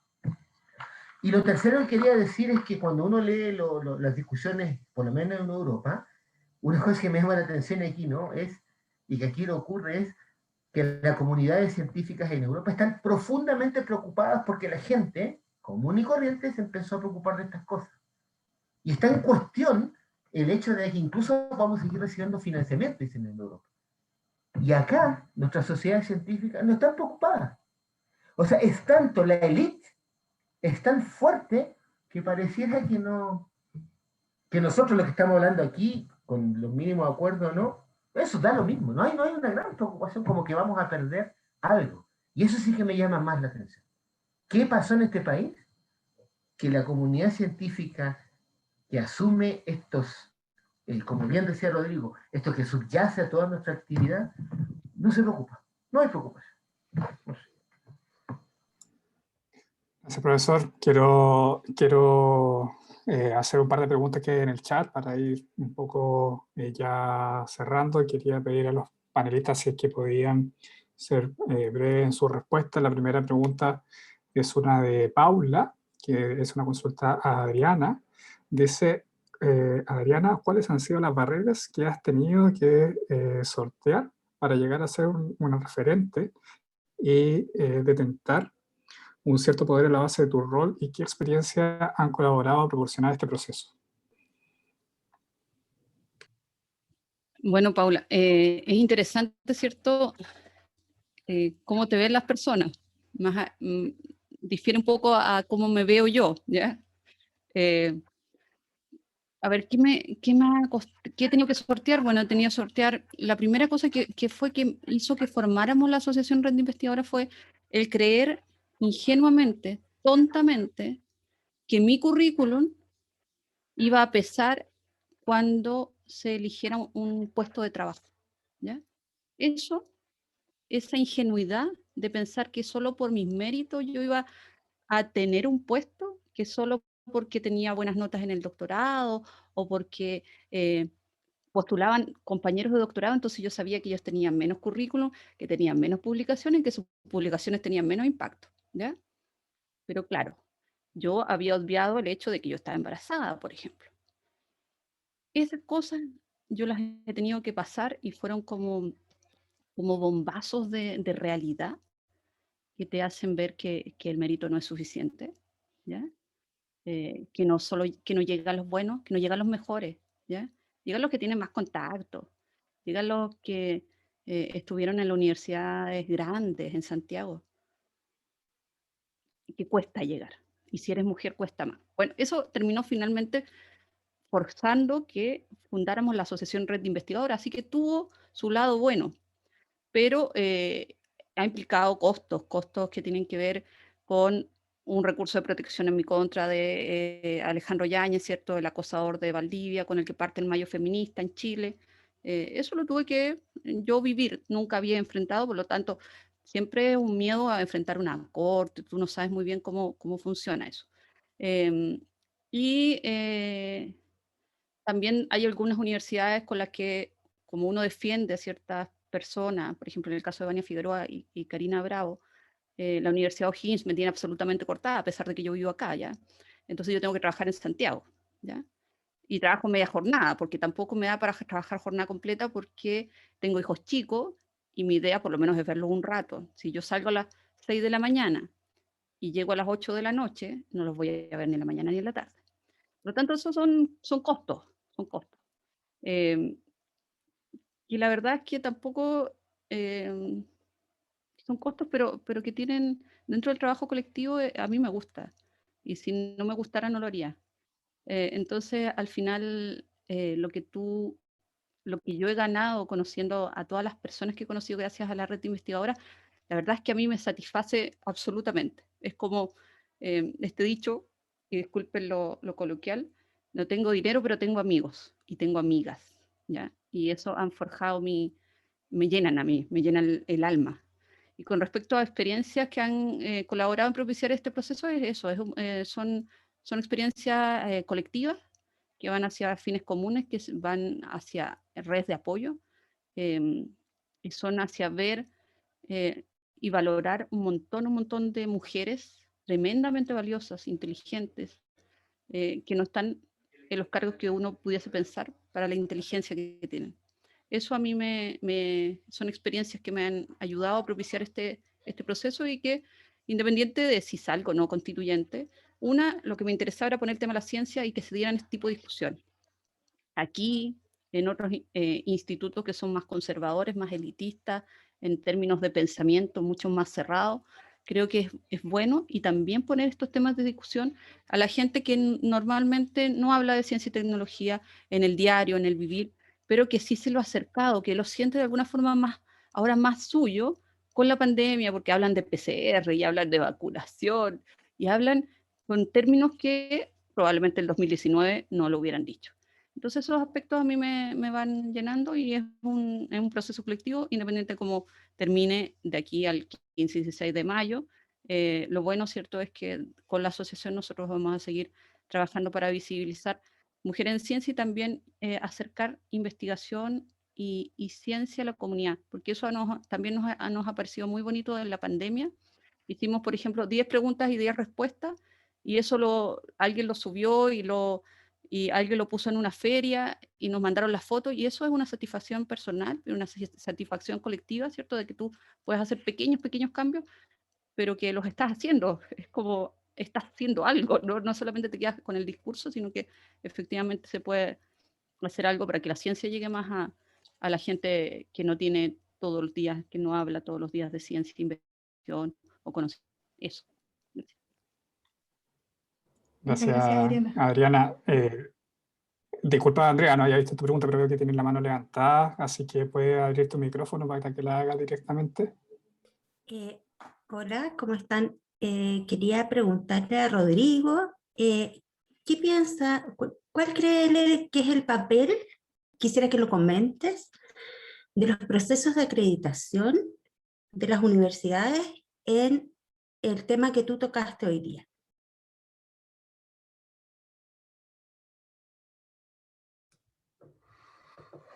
Hola Andrea, gracias por estar acá. Mira, el mecanismo con el cual funciona la agencia de acreditación no estoy al tanto, nunca he participado allí. Sin embargo, creo que los sistemas de acreditación son funcionales a un esquema más general. O sea, no tienen no corren independiente del gran esquema de cosas que es la reproducción de un sistema universitario de educación. Y en ese sentido, creo que tienen que satisfacer necesariamente algunos desideratos que les son impuestos desde los ministerios, entre ellos privilegiar la máxima separación entre disciplinas, el aislamiento epistémico, un funcionamiento que sea afín a un esquema de mercado, básicamente, y en general los criterios que nos son impuestos desde los grandes centros de producción de conocimiento. Con ello estoy diciendo la satisfacción de criterios económicos que son dados por el Banco Mundial, por ejemplo, donde se tienen que satisfacer algunos indicadores para poder entrar a las grandes ligas en la producción de conocimiento. Desde esa perspectiva, no desde una perspectiva con alternativa. Es decir, ahí nuevamente tenemos una expresión de un monopolio epistémico, un monopolio funcional a un cierto esquema social y político. No es, y nuevamente, no es un sistema de evaluación ni de acreditación universitaria, ni de programas de investigación que sea neutro. Es decir, la neutralidad no solo ocurre a través de las decisiones que nosotros como científicos estemos tomando, de nuestra posición epistémica y ontológica respecto al mundo, sino que eso se traspasa también a las instituciones en las cuales nosotros formamos parte. Y el sistema de acreditación es uno de ellos. Así también nuestros esquemas de nuestras propias universidades se rigen por estas valoraciones, por estas visiones monistas, monopólicas, en cuanto a concepción de mundo. Es decir, como vemos el mundo también se nos expresa a través de nuestras instituciones y de los criterios con los cuales son evaluadas nuestras instituciones y con ello nosotros mismos. No funcionamos de manera ajena, sino que también nuestras instituciones evaluadoras funcionan desde perspectivas monolíticas, monopolizando ciertas visiones del mundo y no otras, no perspectivas pluralistas. Eso es lo que yo podría decir, Andrea. Muchas gracias, Rodrigo. Gracias. Hay algunas preguntas en el chat y la mano levantada de Mauricio. Quiero pedirles para que alcancemos a contestar todas las preguntas, si es que pueden ser más concisos en la respuesta. Hay una pregunta de Nicolás Morales, que es una pregunta abierta, dice, ¿qué acciones reales se pueden tomar respecto al problema de la fuga de cerebros, también llamada a los cesantes ilustrados? Es decir, a la situación de que existan herramientas para que una persona pueda formarse, pero luego de que esa persona ya está formada, no tiene un campo laboral estable en Chile, a través del cual pueda realizarse y finalmente retribuir al país. Las preguntas son, ¿falta iniciativa estatal? ¿Iniciativa privada? ¿En qué se va a materializar esa inversión en ciencias? No sé quién quiere responder. Yo ahí quería aportar un par de cosas con respecto al tema de la fuga de cerebro. Y ahí eso tiene que ver, bueno, habla ahí sobre iniciativa estatal. Yo creo que justamente uno de los desafíos de este proceso constituyente es poder transformar la institucionalidad que nos permita poner en el centro del debate, poner en el centro del Estado las cosas que efectivamente son necesarias para alcanzar un desarrollo y para avanzar hacia una sociedad que vaya dejando de lado el extractivismo y que vaya conociendo nuevas formas de desarrollo. Y para eso es central que se asegure, ¿cierto?, un financiamiento para los investigadores e investigadoras en formación, que haya esta necesidad, porque, claro, por una parte tenemos esta necesidad de como cumplir con los estándares OCDE, de tener una cantidad de postgrados por cantidad de habitantes, que es como lo que se busca, pero en realidad es como la sensación que tiene muchas veces algunos grupos con las discusiones como el aborto. O sea, les interesa que nazca el niño, pero después se despreocupan de él. Eso es lo que les importa. Llegar lo mismo. Les interesa que aparezca el posgrado, que saque el doctorado, pero después se olvidan de que existe. Entonces yo creo que si se dan cuenta, la dinámica es la misma en muchos ámbitos del Estado. Entonces por eso es importante que en este proceso constituyente reformemos esa institucionalidad que nos permita efectivamente avanzar en que haya financiamiento y en que haya inserción laboral real para trabajadores y trabajadoras del conocimiento y que permita ir generando ciencia, ir generando investigación en Chile y que evite esa fuga de cerebros para otros lugares donde ponen el capital para que las personas puedan desarrollar sus investigaciones o desarrollar sus áreas en las que trabajan. Gracias, Norberto. Mauricio Toro tiene la mano levantada antes de hacer la pregunta de Lucía, y la tiene levantada hace un rato. Mauricio, si quieres. Ya, voy a tratar de ser lo más breve porque tengo una intervención y una pregunta, o más de una pregunta, no sé, bueno. Me interesó esta charla porque cuando yo estaba evaluando si hacer un doctorado, tenía un miedo con respecto al uso del conocimiento que uno genera. Por ejemplo, en Estados Unidos hay movimientos de gente que se están oponiendo al uso de tecnologías de reconocimiento facial por los usos que se le han dado. Entonces, estos algoritmos no funcionan tan bien con personas, con ciudadanos negros. Entonces, esto se ha dado para que se sume ya a la actitud racista que hay en Estados Unidos. Y así podemos escalar más con problemas de la ciencia hasta la misma bomba nuclear. Entonces, la reflexión, esta intervención es como, ¿basta solo con financiar la ciencia porque es ciencia? O sea, es válido el supuesto de que porque es algo que nos gusta, que investigar, que es conocimiento, tiene que ser financiado por todos. Bueno, diría más, pero bueno, ahora al tiempo no lo voy a decir con respecto a este tema. Y lo otro, que es la pregunta en sí, es sobre el elitismo. Nicanor Parra ya decía en un artefacto por ahí los 70 o 60, ya ni me acuerdo, título universitario, título nobiliario. Ese era el juego que hacía. Y bueno, ya las escuelas filosóficas eran, en sus orígenes, uno se la imagina como lugares muy rigurosos, pero en realidad eran como grupitos sectarios elite que eran mistéricos y que en realidad tú tenías que pasar un rito de iniciación, tenías que pagar y, y en realidad era como muy elite. Y también las universidades en su origen eran muy de élite, ¿sabes? Era una institución que se creó para criar a cierto grupo de personas. Ahora la pregunta, ustedes, los tres expositores, por ser científicos, ¿se sienten parte de una élite?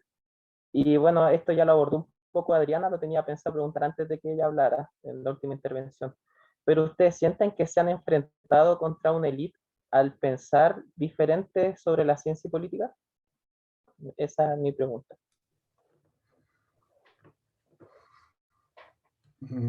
Bueno, puedo responder al menos parcialmente. En lo personal, sí, yo me siento parte de una élite.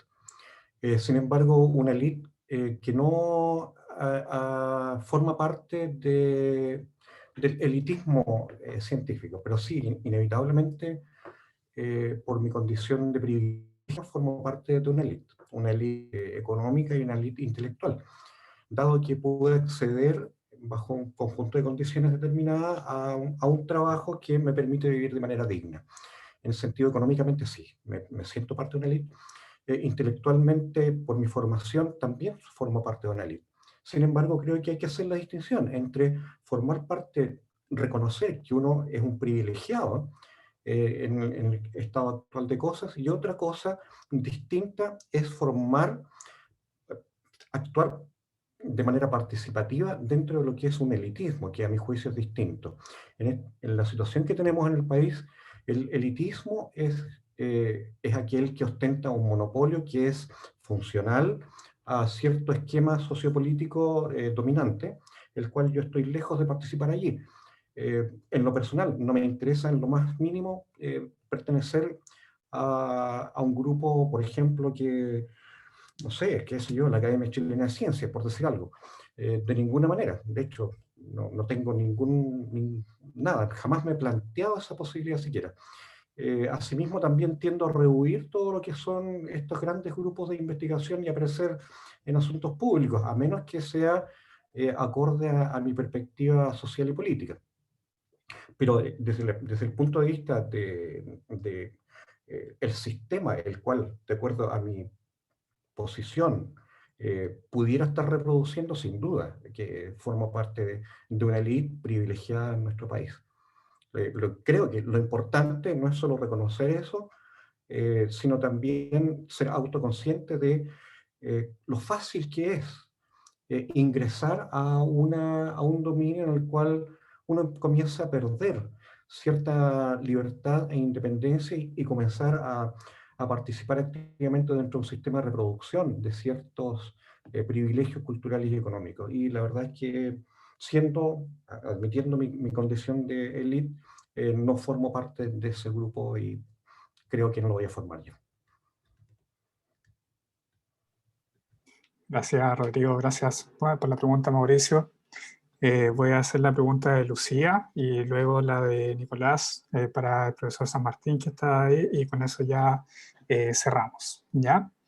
Una consulta, Lucía, para quien desee responder. Dice, tenemos en Chile mayormente una tecnociencia, o sea, una producción e investigación científica orientada a responder a las necesidades de la industria de distinto tipo, que es la que participa en los consorcios de proyectos. Eso. No sé si alguien quiere responder, alguna persona, o del público, o de los panelistas.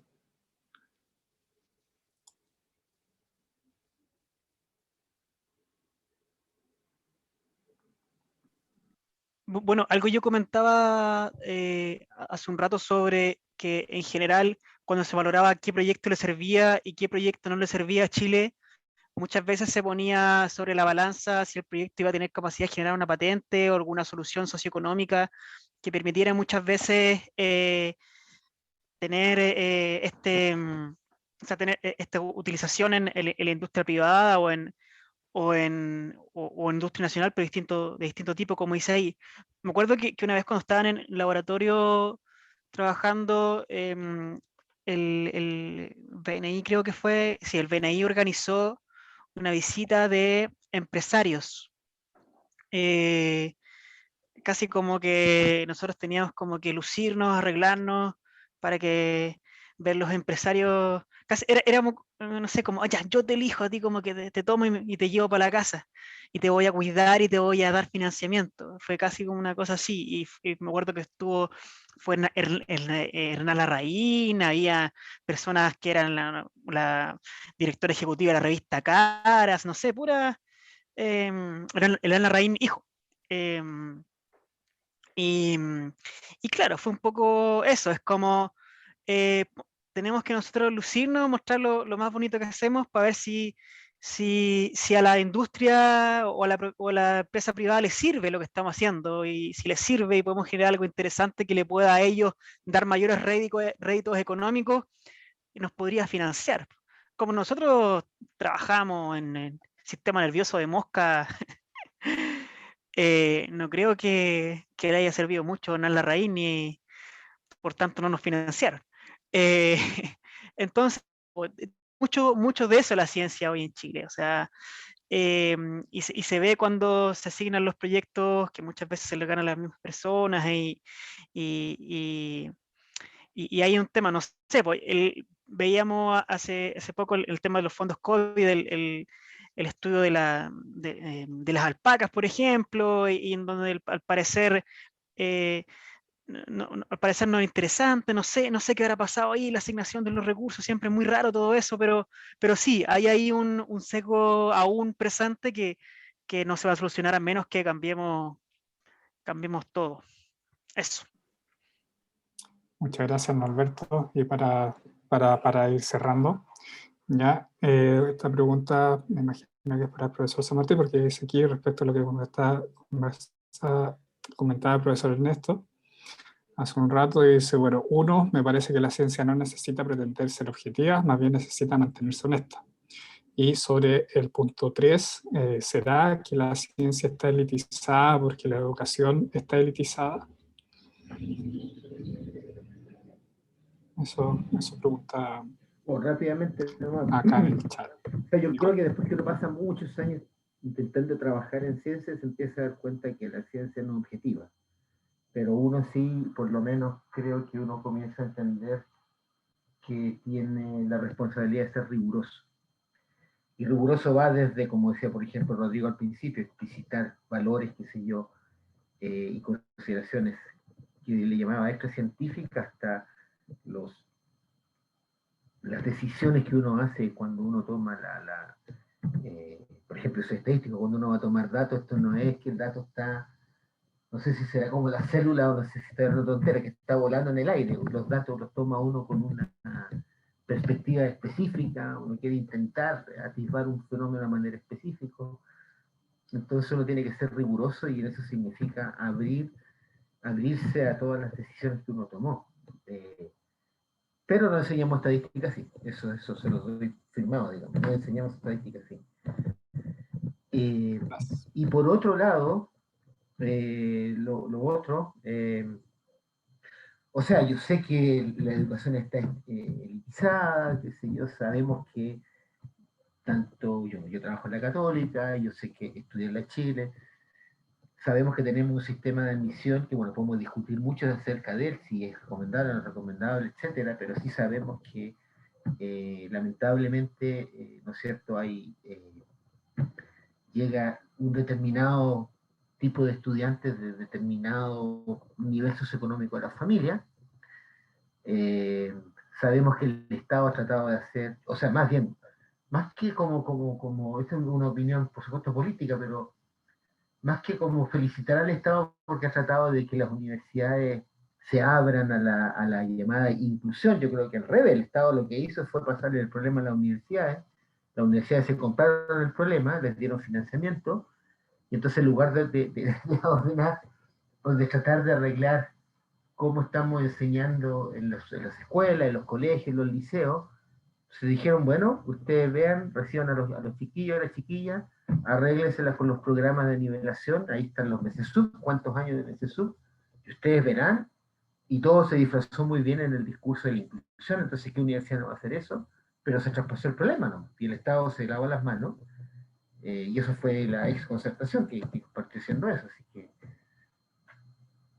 pero en relación a lo que yo trataba de enfatizar, más bien yo creo que va un poco por la pregunta de André y que uno se empieza a despertar, como bien decía Adriana, con las interacciones, con las conversaciones con otra gente que ve de manera distinta, uno se empieza a dar cuenta que está como en una burbuja. De verdad que, o sea, podríamos hablar mucho de las experiencias personales de cada uno, en qué momento uno dice, chuta, en realidad yo pensé que solo había a mí me ha pasado, solo había una manera de hacer matemática, por ejemplo, o de concebir la matemática. Y claro, cuando uno va con la alegría del descubrimiento y le cuenta a un colega y dice, ¿y para qué sirve eso? Sí, total, vamos a mostrar los mismos teoremas, ¿no? Entonces ahí uno dice, chuta, en realidad estamos bien mal. Pero a eso me refiero, o sea, como que hay una cosa... Es extraño, no sé, es muy extraño cómo enseñamos ciencia. Por lo menos en el lado de las matemáticas, de la ingeniería, es muy extraño. Gracias, profesor. Bueno, quiero agradecer la participación de todos y todas, en especial a nuestros panelistas por aceptar la invitación, ¿verdad? Y a Rodrigo por aceptar este pseudo desafío de poner en el tapete un tema tan contingente. Y quiero también desearle mucho éxito a los constituyentes para el próximo fin de semana. Así que sea lo que tiene que ser. Y también quiero dejar invitados e invitadas a nuestro próximo coloquio, que debería ser el jueves 3 de junio, ¿ya? Que en principio lo va a dictar el profesor Andrés Bonares, que es antropólogo y trabaja en el EPICS, en Estudios Transversales de Humanidades para Ciencias, o sea, para la Ingeniería y Ciencias, de la Escuela de Ingeniería y Ciencias de la Facultad de Ciencias Físicas y Matemáticas de la Universidad de Chile. Así que, en principio, estarías con nosotros. Así que, bueno, van a tener pronto más información al respecto. Así que muchas gracias, muchas gracias a todos y todas, que estén muy bien. Cuídense. Gracias, estuvo muy bueno, muchas gracias. Hasta luego. Muchas gracias, que estén bien. Chao. Que les vaya bien. Igual, Ahí en el chao, de 15 chao. los dos, ¿no? Chao, chao.